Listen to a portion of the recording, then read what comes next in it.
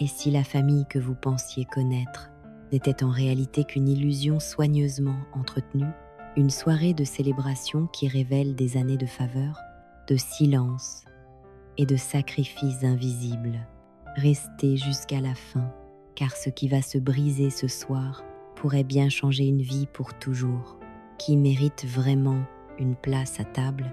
Le silence dans l'immense club nautique était chargé d'une tension palpable. Nous n'avons pas commandé pour ton fils, dit ma sœur, en lui tendant une corbeille de pain, pendant que ses enfants dévoraient des steaks à 100 $ et des desserts raffinés. Mon père a ajouté: tu aurais dû lui préparer quelque chose.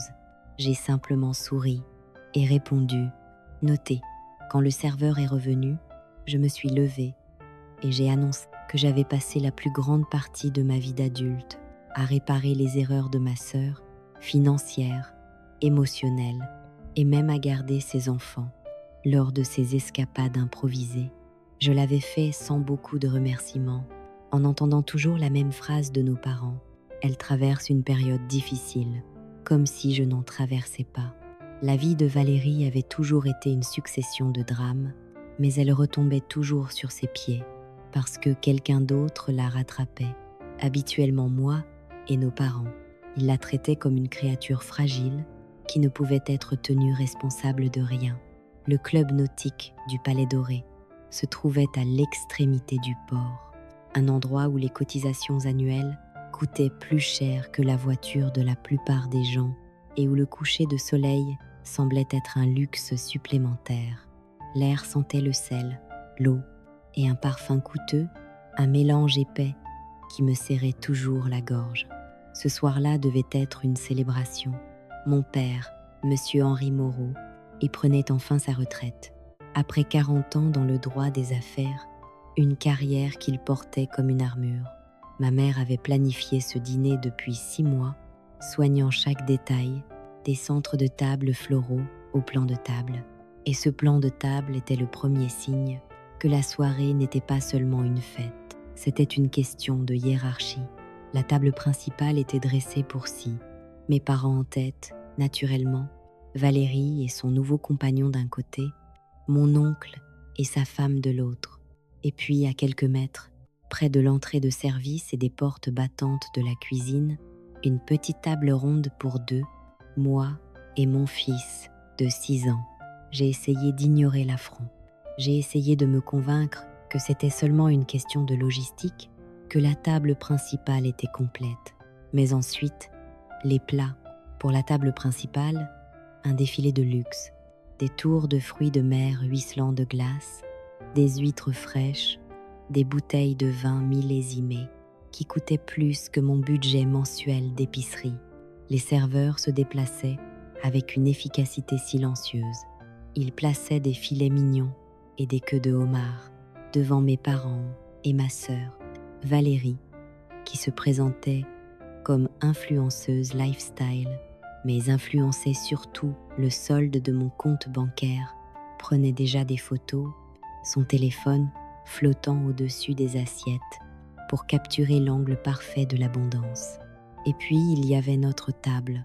Mon fils était assis tranquillement, les mains posées sur ses genoux, regardant le festin se dérouler à quelques mètres. Il portait sa plus belle chemise, la petite chemise bleue boutonnée, qu'il aimait parce qu'elle le faisait se sentir grand. Il n'avait pas protesté quand on nous avait placés à part. Il n'avait pas protesté quand les serveurs passaient devant nous, avec les entrées, mais quand les plats principaux sont arrivés à la grande table et que rien n'est venu à la nôtre, il a levé les yeux vers moi, le regard grand et confus. « Maman » a-t-il murmuré, « est-ce que notre nourriture arrive bientôt ?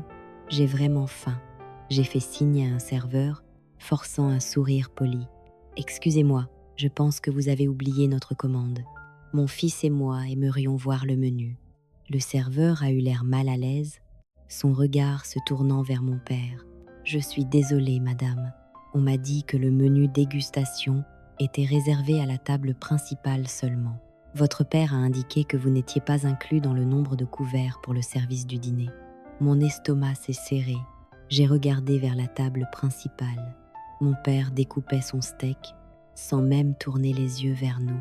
Ma mère riait à quelque chose que disait Valérie, son verre de vin captant la lumière mourante du soir.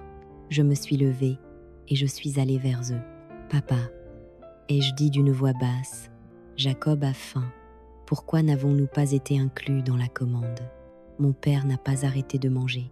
Il a mâché lentement, avalé, puis m'a enfin regardé avec des yeux froids et plats. « C'est un menu à prix fixe, Élise, 500 € par personne.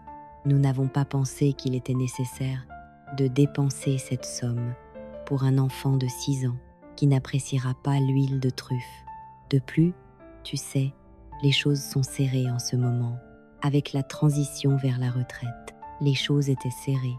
Cela venant de l'homme qui portait une montre valant 15 000 €. Cela venant de la famille assise dans un club privé en train de manger des desserts saupoudrés d'or. Valérie est intervenue alors, la bouche pleine de homard. « Donne-lui juste du pain.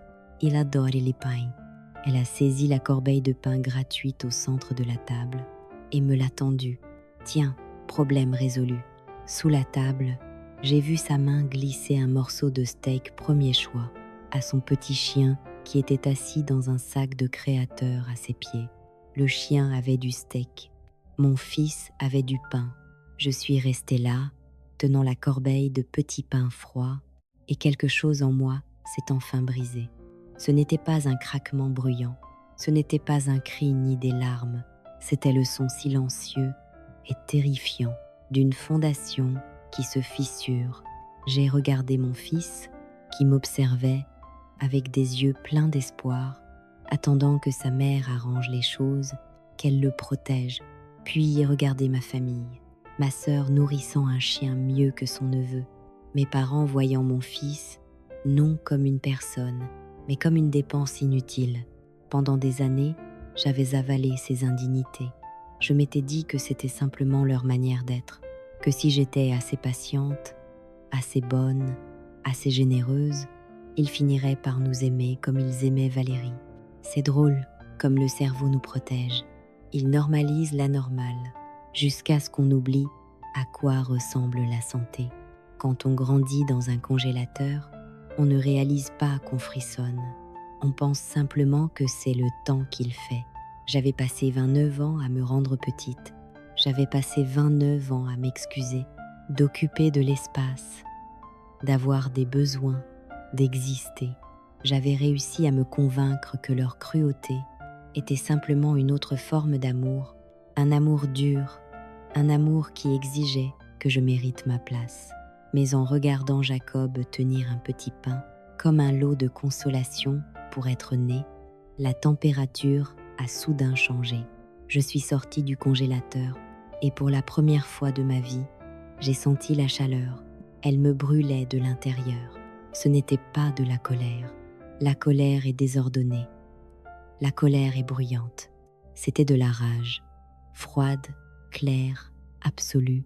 J'ai souri à ma sœur. J'ai souri à mon père. Notez, ai-je dit, et je suis retournée à ma table.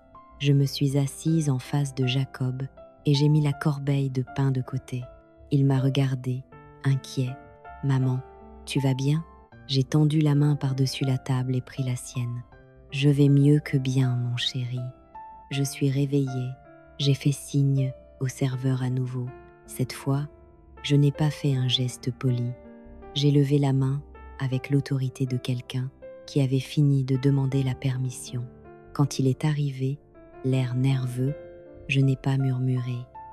J'ai parlé clairement, fort, ma voix portant par-dessus le tintement des couverts et les conversations polies de la terrasse du club. « J'aimerais passer une commande », ai-je dit.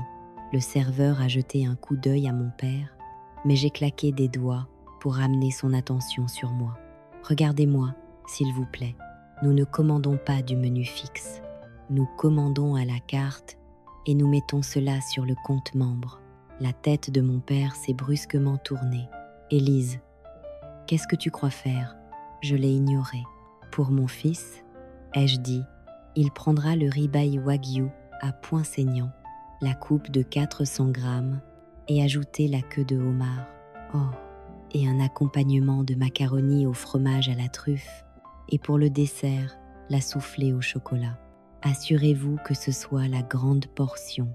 Le serveur s'est figé, son stylo suspendu au-dessus de son bloc. Il avait l'air terrifié. Ma mère a eu le souffle coupé, sa main volant vers son collier de perles, dans un geste qui aurait été comique s'il n'avait pas été si pathétique. « Élise, c'est un steak à 200 €.